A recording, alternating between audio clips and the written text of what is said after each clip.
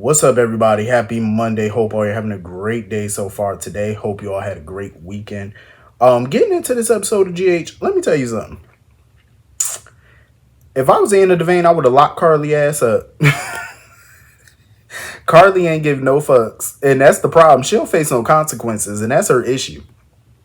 That's why I think Carly get to walk around and do whatever she wants, say whatever she wants, because nobody really holds her accountable for anything.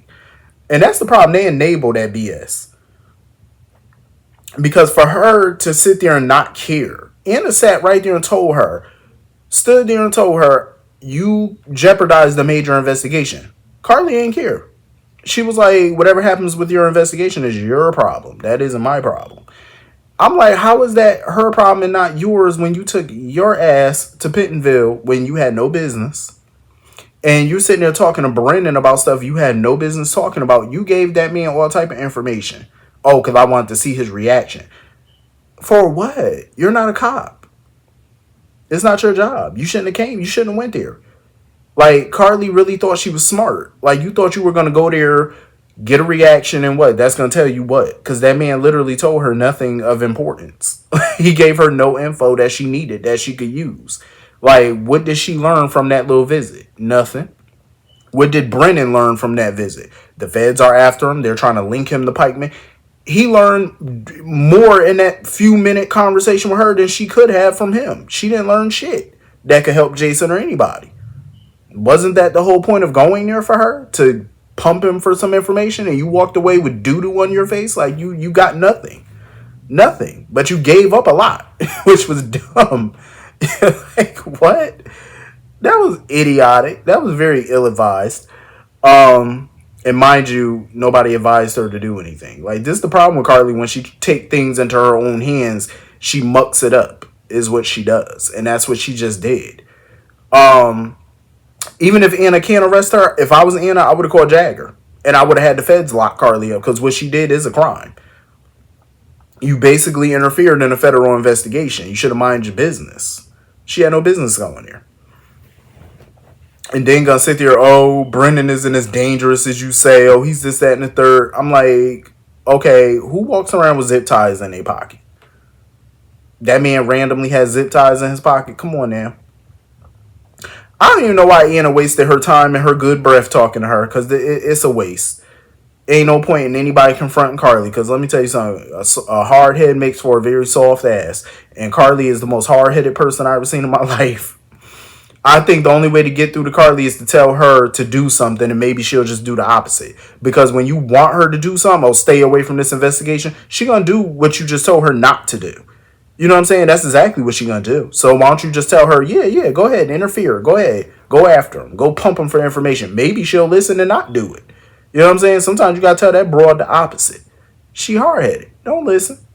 And as soon as Anna walked away, here she go. Doop, doop, doop. I need a ride to Pentonville tomorrow. You ain't heard a thing this woman just said to you. That's what I'm talking about. Hard head, soft ass. That's what.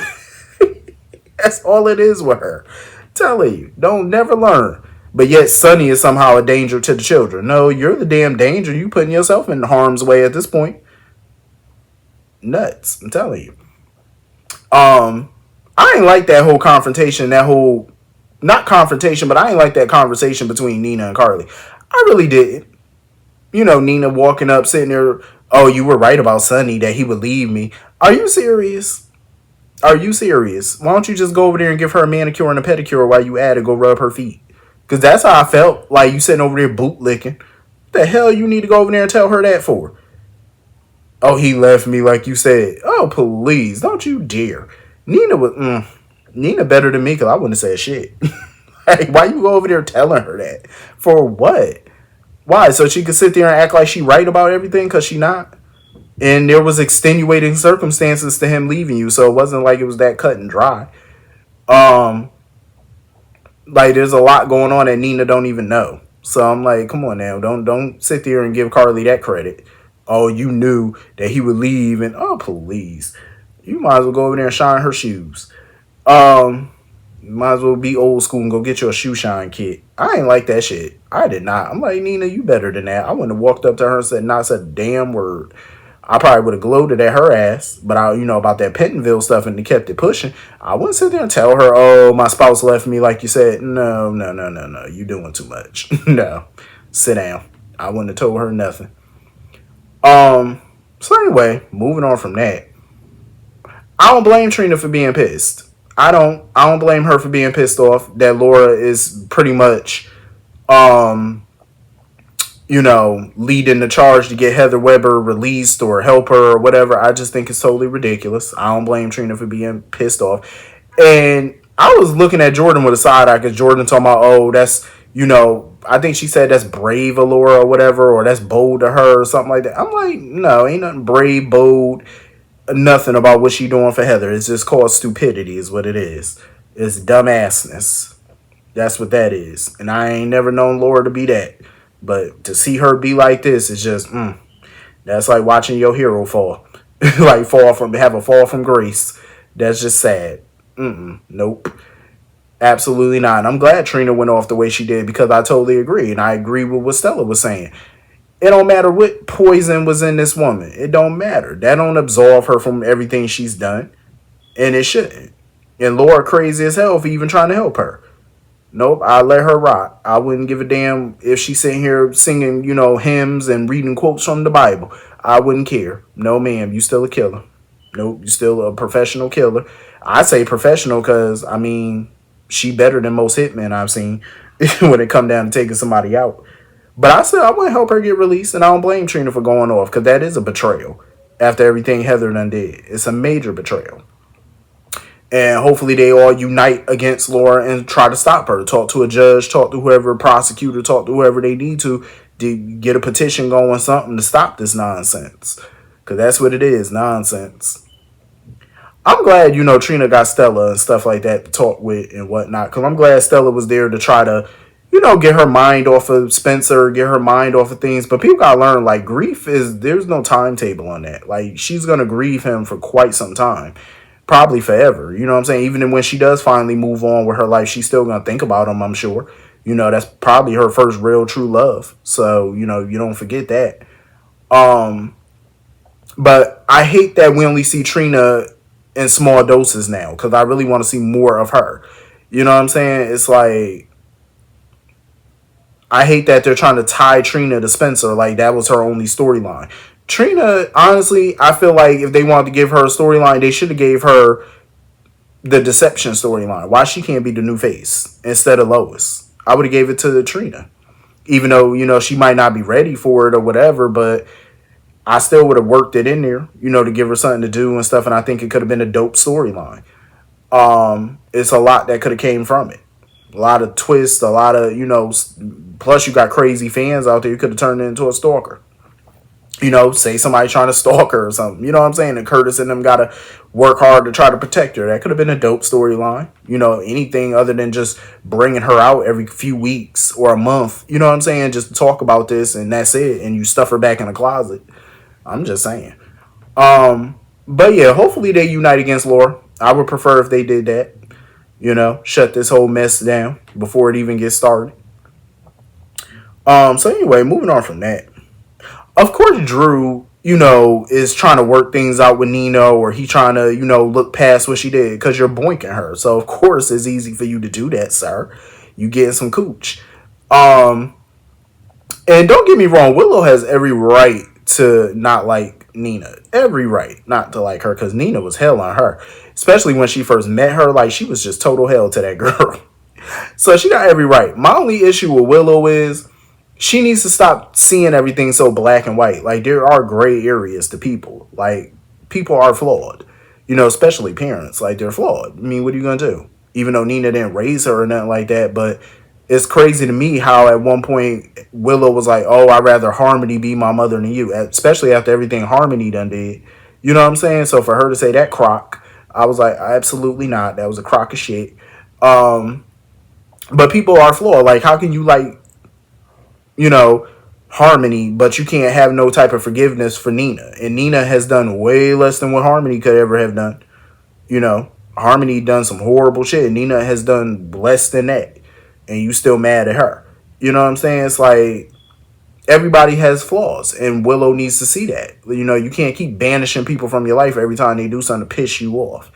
That back and forth, you know, you get whiplash with that mess. Cause it seemed like every 5 minutes she want to accept Nina, she want to forgive her, but then Nina would do something and then to make her feel like, nah, I don't want you in my life, and then it's that back and forth tug and pull. It's annoying. Like, don't get me wrong, you know, I get it. You know, sometimes you have your limits with people. I totally understand it. But if you're gonna be done with somebody, be done. Don't keep back and forth and like, oh, teeter totter on whether or not you want them in your life. That shit is annoying. Um, but I'm glad that she got her eyes open to what Drew and Nina are trying to do. You know, she got her eyes open to it. That, you know, he trying to patch things up between them. Because at first I'm thinking like, yeah, Nina and Drew are playing a dangerous game because this is exactly what Willow don't like. That manipulative tactic. You know, trying to force them to be around each other and trying to be sneaky about it, trying to be all covert. So I'm glad she's starting to see through that, you know. And in my opinion, I feel like Willow really didn't owe Drew any type of explanation as far as Jason go. I'm tired of people thinking they gotta tell Drew things about Jason. It's none of his business. Him and Jason are not close. They didn't grow up together. Jason didn't even know about him. So it's like, why would he care so much about what's going on with Jason? It's like, worry about you and your company and what's going on with your life. Why don't you go take that daughter of yours out for some ice cream or something? Lord knows he probably ain't never did that. You know what I'm saying? Stop focusing on Jason. Oh, he shouldn't have never put you in that position. That's not for you to say. That is not for you to say. That's not your call, sir. Mind your business. So anyway, moving on from that. I don't blame Sasha. You know, I know it's nice when, you know, you got some well-to-do friends who can, you know, write you a nice little check or something to help you out when you're in a financial bind. It is nice to have that option, you know what I'm saying? But I love that, you know, Sasha was like, even if you did try to offer me some money, I would have said no. I don't blame her because a lot of times you feel more empowered standing on your own damn feet, you know, doing things your way on your terms, you know what I'm saying? Like, you don't have to feel like you owe anybody anything. So I'm proud of her for that, you know? Because I know some people look down on being somebody's worker, you know, their staff and, you know, like domestic worker or whatever. Some people look down on that, but it's like you can't dog anybody's job. So I love that, you know, Sasha getting that paper. You know what I'm saying? Even if she is kitchen help. But it's like, you know, people start out somewhere and at least she loved what she do. You know, even though her cooking came out of left field, but, you know, sometimes careers do that. Passionate careers, you know, it can turn into a passion. Even if you didn't grow up wanting to do that and it just turns into something that you may love to do. I still think it's a little silly that her and Michael had that conversation about it being kind of awkward. Like, would it be awkward for her to be there? You know what I'm saying? Working there and stuff, knowing that they used to date. Like, would it be awkward for him and Willow? I mean, him and Sasha haven't been together in, what, 4 or 5 years? They haven't been a couple, so I don't see why it would be awkward. It's like, that was eons ago. So I doubt Willow even thinking about it at this point. She got other shit to think about. I'm